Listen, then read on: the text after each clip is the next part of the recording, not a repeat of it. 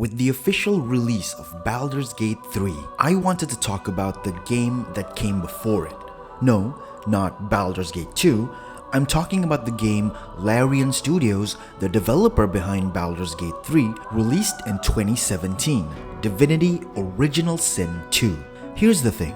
I missed out on Diablo during my childhood, so when I read reviews saying that Divinity Original Sin shared a similar vibe, I didn't think it was gonna be something I was going to enjoy. Before I started playing any of the Divinity Original Sin series, I'd forgotten how much I enjoyed playing top-down isometric games. Now that I recall, I spent a lot of time playing games like Pokemon, Zelda, and even Final Fantasy Tactics.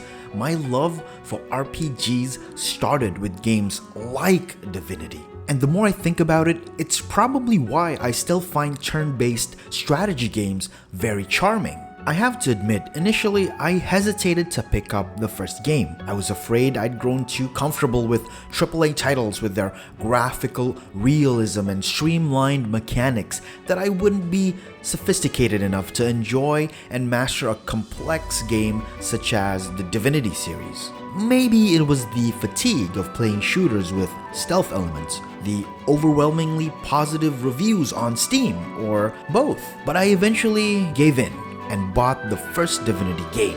The events that transpired after I clicked that buy button has led me to this utmost certainty. I made the right choice. So when Divinity Original Sin 2 released, I wasted no time, I cleared a weekend and bought the game. You see, even though I'm a PC gamer, I enjoy laying back and relaxing with a controller. You might think with a game as complex as Divinity Original Sin, the only possible way to play the game is with a mouse and keyboard. But no, Larian Studios managed to bring the controller experience into the game. And now that feature is more valuable than ever with the release of the Steam Deck. The combination of the top-down isometric view and controller support fills me with a comforting sense of familiarity. The game runs with the fluidity of Zelda on a Game Boy, combat reminiscent of Vagrant Story on the PlayStation, with a story and strategic depth surpassing Final Fantasy Tactics. It was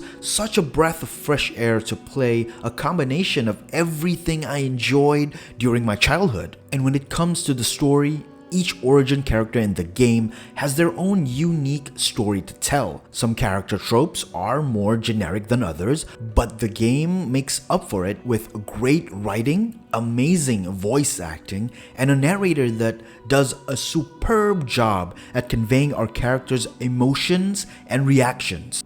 You see him coming for you. You saw what he did to the others. You pray, you pray, you pray, you pray.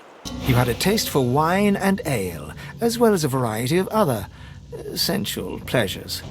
Life is a coffer replete with countless delights. This is more important in this game than others because cutscenes are shown in a static top-down camera angle, so it lacks the intimacy we usually get from a typical cinematic close-up, something that I see Baldur's Gate 3 gets right. This was my only quote-unquote big criticism of the game. Without the expert narration, we wouldn't be able to tell how our characters were feeling or thinking because we didn't get to see their facial expressions or body language. However, as I said, the narrator does a very superb job narrating the emotions in the game, and the characters' voice acting give a very convincing performance. The gameplay is nothing short of great. When you're not in battle, you move around in a map, an open map, free to roam, adventure, and discover. Notice I said open map. That's because unlike a typical open world where you get to go back and forth whenever you want, in Divinity Original Sin 2, each chapter presents different places to traverse, and you won't be able to return once you've moved on to the next chapter, meaning you'll most likely miss out on story events, characters, or even loot if you decide to rush through the game. Combat is extremely fun. There are many ways to approach a battle depending on your playstyle. I've always liked a combination of magic, brute force, and stealth approach. I teleport Sabile and Lose to sneak from balconies or hide behind walls, while I distract the enemies with Ifan or Fane. And when the time is right, all my characters reveal themselves as I watch my strategy come together like the master strategist I am, or watch as everything falls apart because something didn't go my way. And if you ever feel like the game mechanics are lacking, you can always install a mod that adds new jobs, skills, and even mechanics into the game. For example, I love summoning, but I didn't like that I was limited to one incarnate per character, so I downloaded a mod that expanded that limit, which made the game much more fun for me to play. Playing the Divinity Original Sin series is like reading a good book. No, a great book. And when I say reading, I'm not kidding. There's a lot of that in there. But the payoff will leave you breathless. I'll never forget the time I completed Lose's arc. The payoff is something I still enjoy today. If you know what I'm talking about, I hope that story moved you as it did me.